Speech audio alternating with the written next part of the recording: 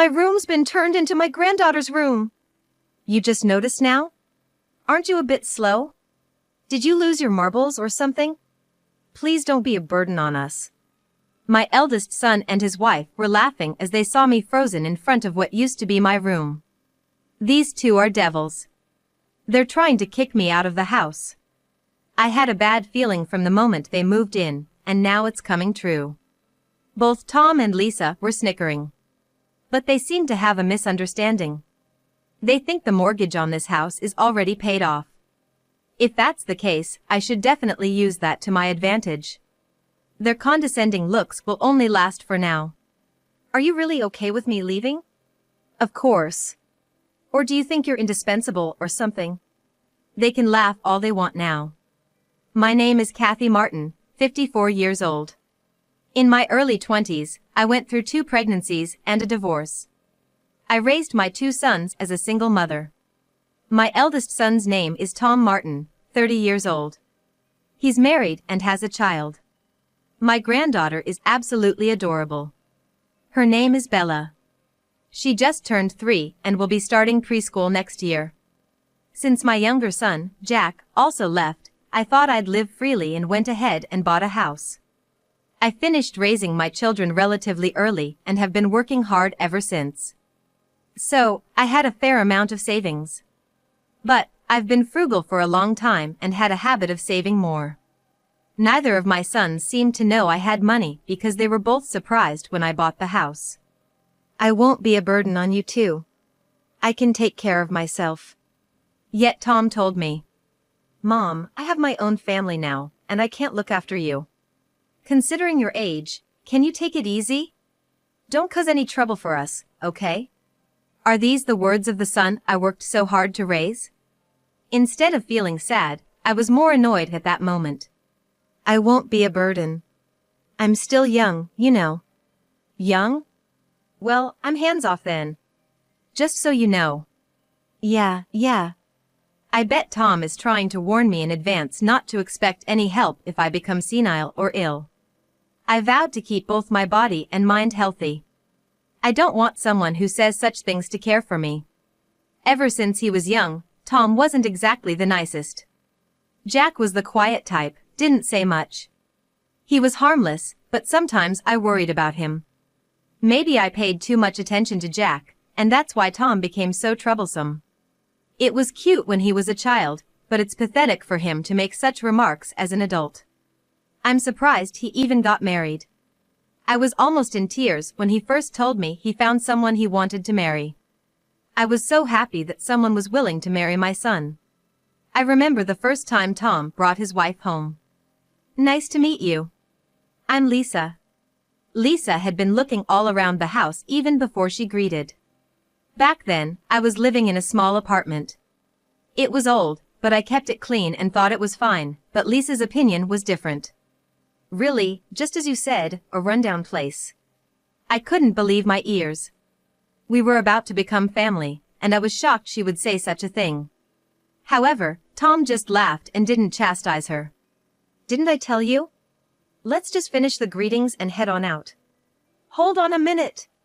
I've prepared a meal. No way. I can't eat in such a dirty place. We only came here because Mom wanted to at least greet you, Tom said. We aren't gonna eat. With that, they left. I cried as I ate the remaining feast by myself. I felt so empty and frustrated. I didn't understand how someone could act that way upon first meeting their mother-in-law. I could only feel anger towards Tom for not stopping her. After the wedding, Tom and Lisa suddenly disappeared. I assumed they were enjoying their own lives. I didn't want to meet Lisa again after that first impression, so it was a relief.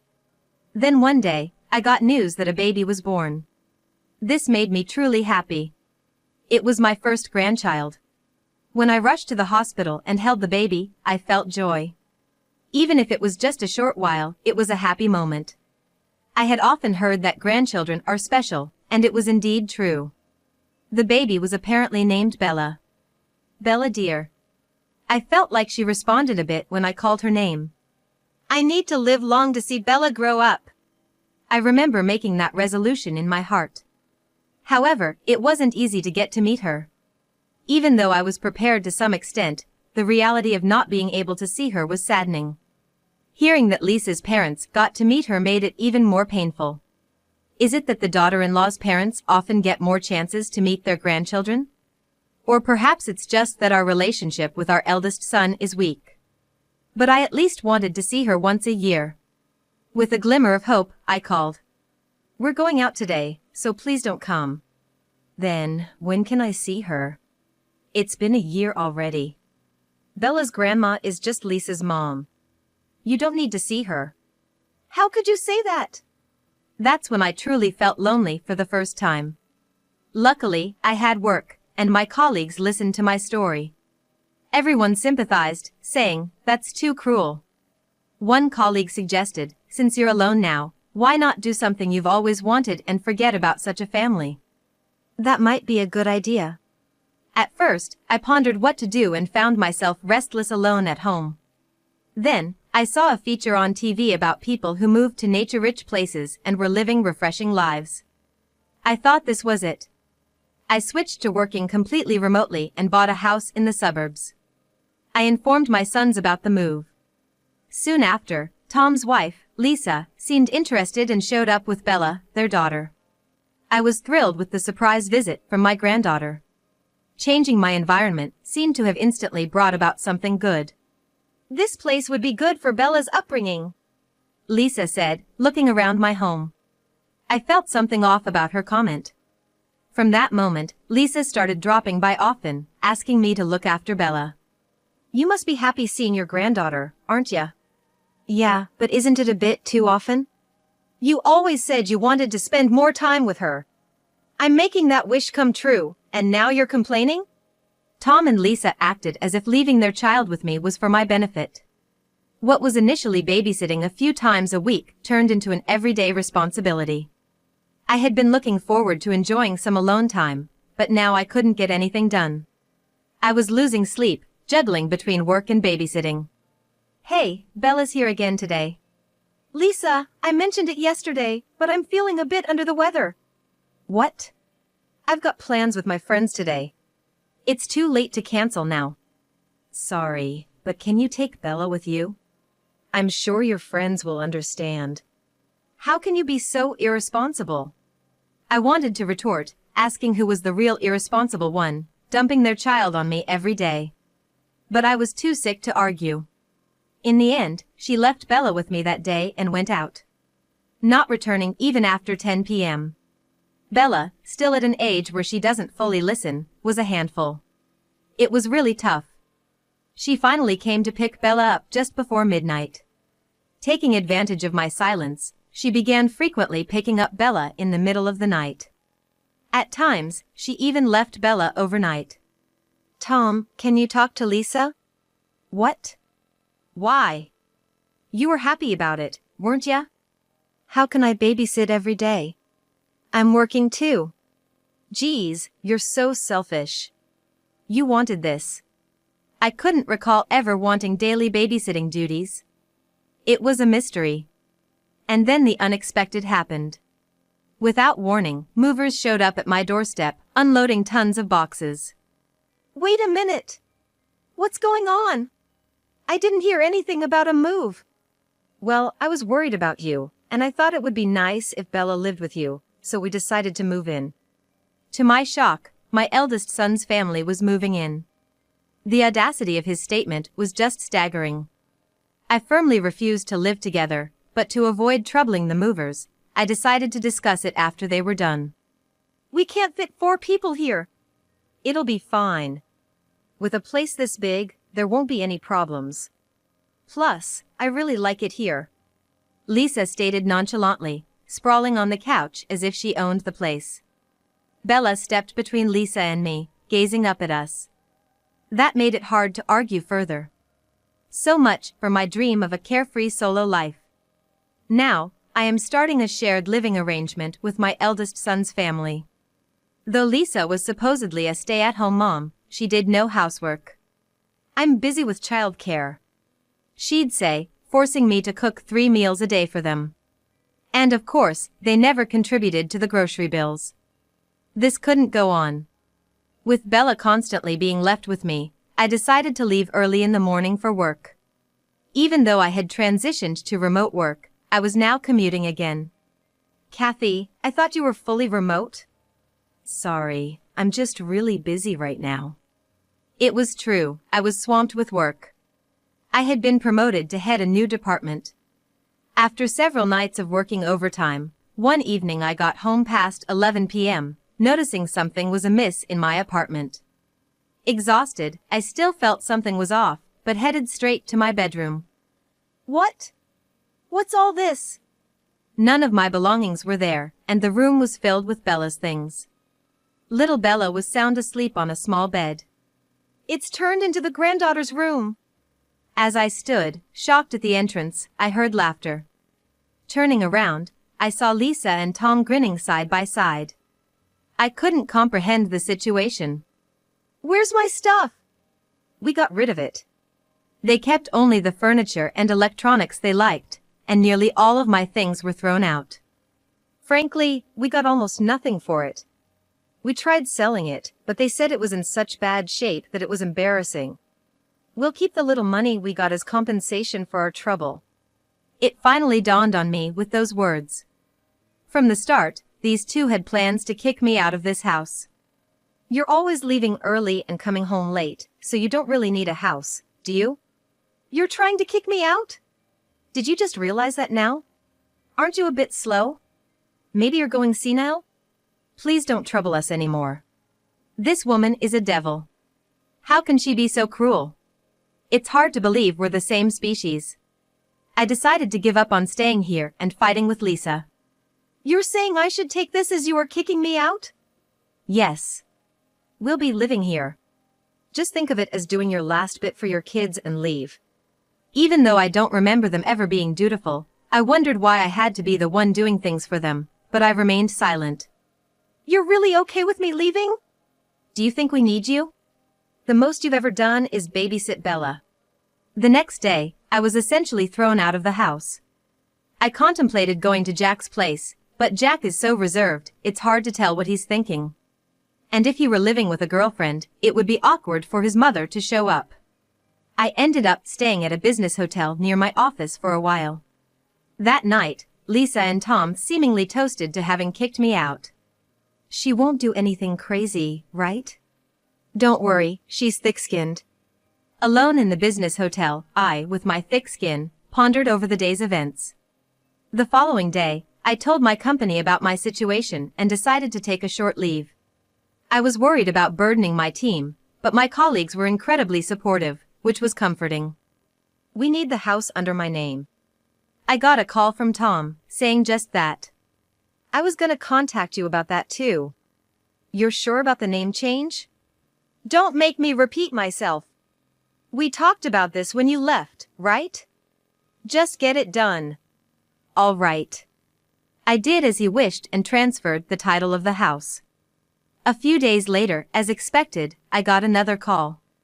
Kathy! What's going on here?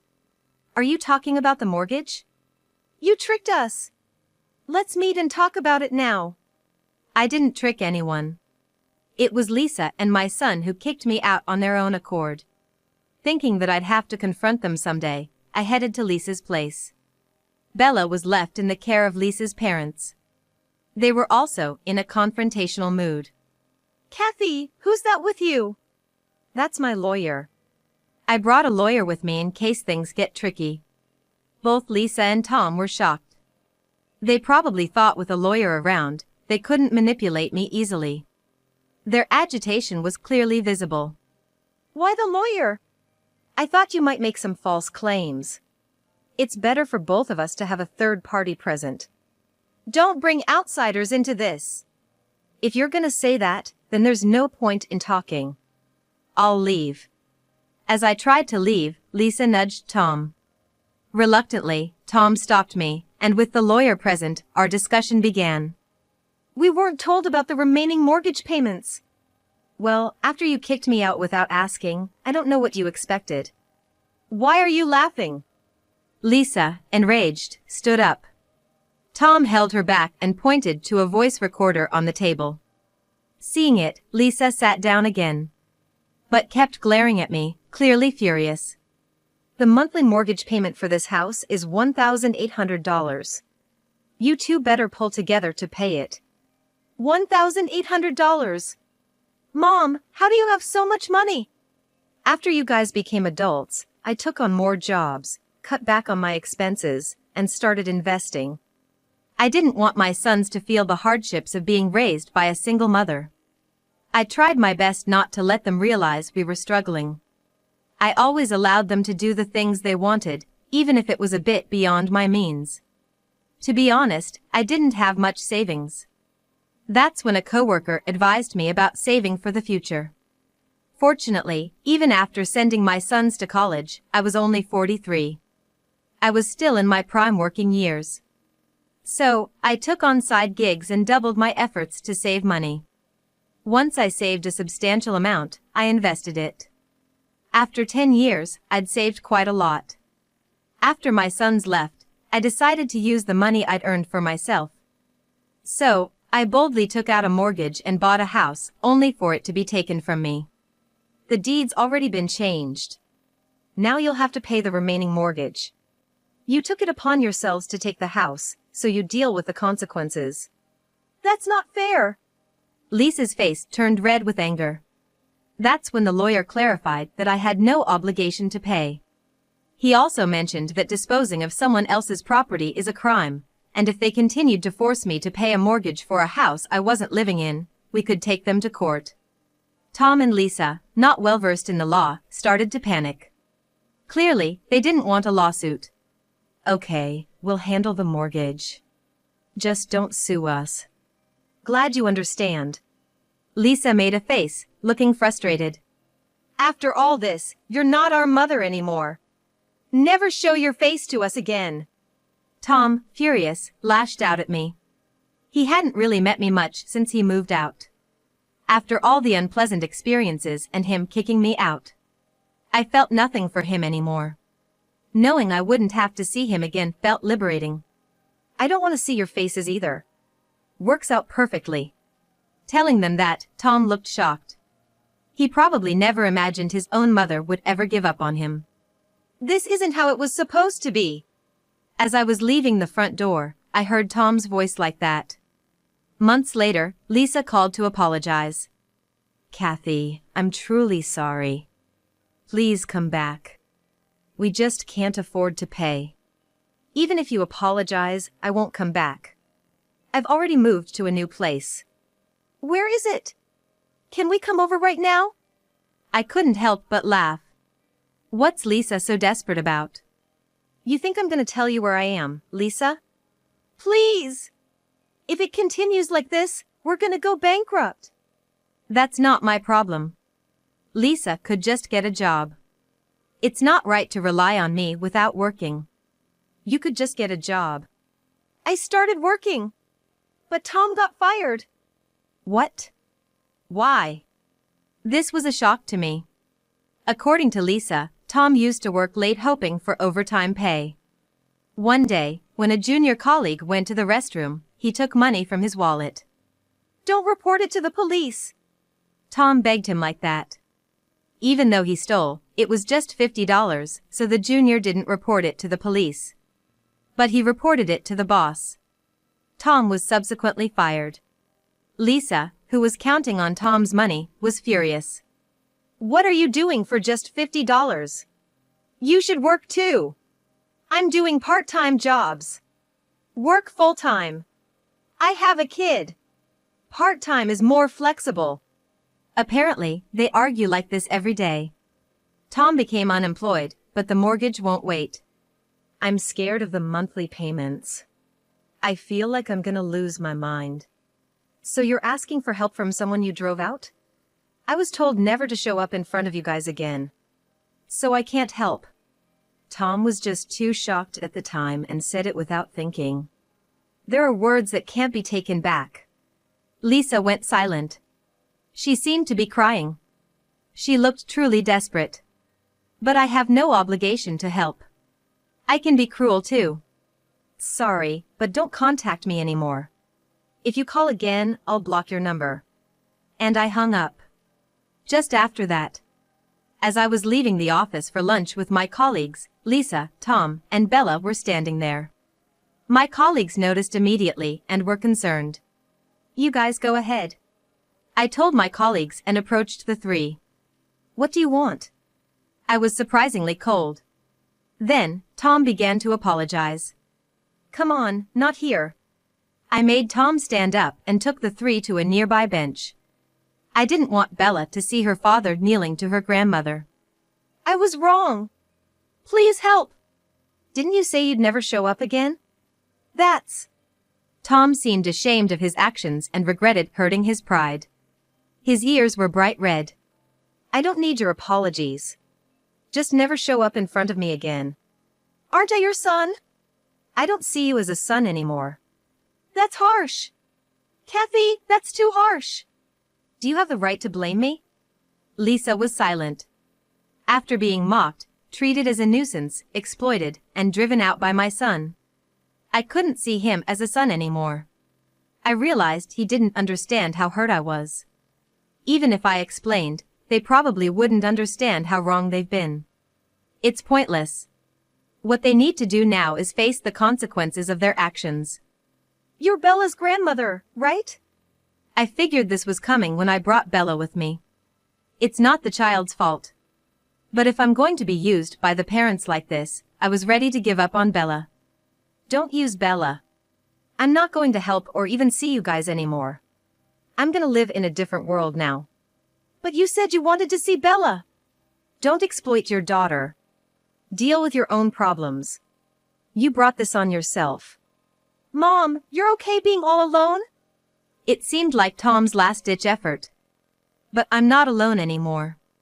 Before I realized it, my colleagues were standing behind me. They must have skipped lunch to come back. I have friends. If it wasn't for them, I wouldn't have been able to handle this situation. I'm strong because I'm not alone. "Let's just stop, Tom. I'm embarrassed." Tom looked defeated and deflated. Lisa took Bella's hand and left, leaving Tom behind. "Well, our lunch break is almost over, so we're gonna go. Goodbye." I left too, with my colleagues, leaving Tom behind. It seems Tom stood there in a daze for a while, but was eventually escorted out by the security guard. In the end, Tom and Lisa, my eldest son and his wife, couldn't make their loan repayments. Ignoring the reminders led to an immediate demand for lump sum repayment from the bank.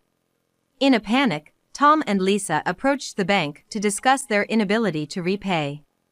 Their house went up for auction. Perhaps because it was located far from downtown, similar to being far from New York Center, it didn't sell for the desired price. Maybe because I had it built entirely to my own taste, the house appealed to a limited audience. Lisa, eager to sell, lowered the price on her own. Ultimately, it was sold for about half of its purchase price. Now, the remaining loan turned into a lingering debt. "What did you do?" "You didn't even discuss it with me." "Well, I thought it was better to sell it quickly." "Why do you always act without thinking?" "That's why I can't stand people who don't have a job." "What?" "I'm taking care of our child. If you'd help out once in a while, I'd work too." Eventually, they ended up with a massive debt and lost their home. Their credit cards were maxed out and they couldn't get new ones. Unable to rent a place, they initially stayed with Lisa's parents, but Lisa, citing child-rearing, neither did household chores nor worked, so they were eventually kicked out.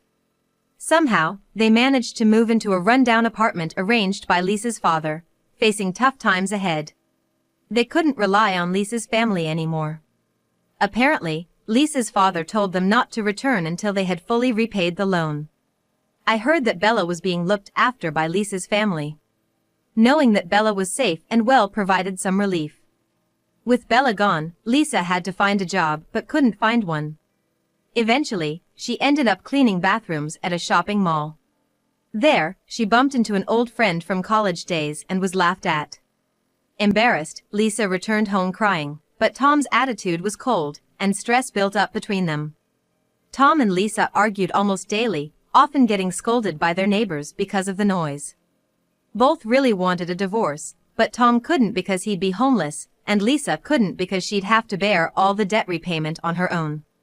Once, when they looked into divorce, they read an article stating the debt would be split between them, so they gave up. Lisa, with no one to turn to, had to rely on online articles. By the way, all of this was in the voicemails on my phone. Eventually, they reached out again, so I decided to block their calls. Tom and Lisa are still working every day, burdened with massive debt. They must regret taking over my house, but it's too late for regrets now. As for me, during my brief stay at a hotel, I unexpectedly received a call from Jack. Apparently, Jack had moved, and it was to give me his new address. When I told him about everything, he was furious that I hadn't consulted him earlier and invited me to stay at his place. The surprise was the size of his place. I knew Jack had started a business, but I didn't know much about it. His business had grown immensely, allowing him to buy such a house. Now, Jack and I are enjoying our time together. Jack is gonna get married soon, so I knew I'd have to move out, but he surprised me by giving me a house. And guess what? That house is right next to Jack's. He apologized, saying it was a smaller house, but when I saw the design, I absolutely loved it. It was exactly to my taste. I can't believe you knew me so well. I always thought the reserved Jack wasn't really interested in me, so this truly touched my heart. A few days later, I got to meet his fiancée. She's such a wonderful lady. She was excited about me living next door. In fact, it turned out she was the one who suggested building a house for me next to theirs. I'm looking forward to my new home and my new extended family. Even though I lost touch with my eldest son, getting to experience the kindness of my second son, Jack, makes me feel blessed.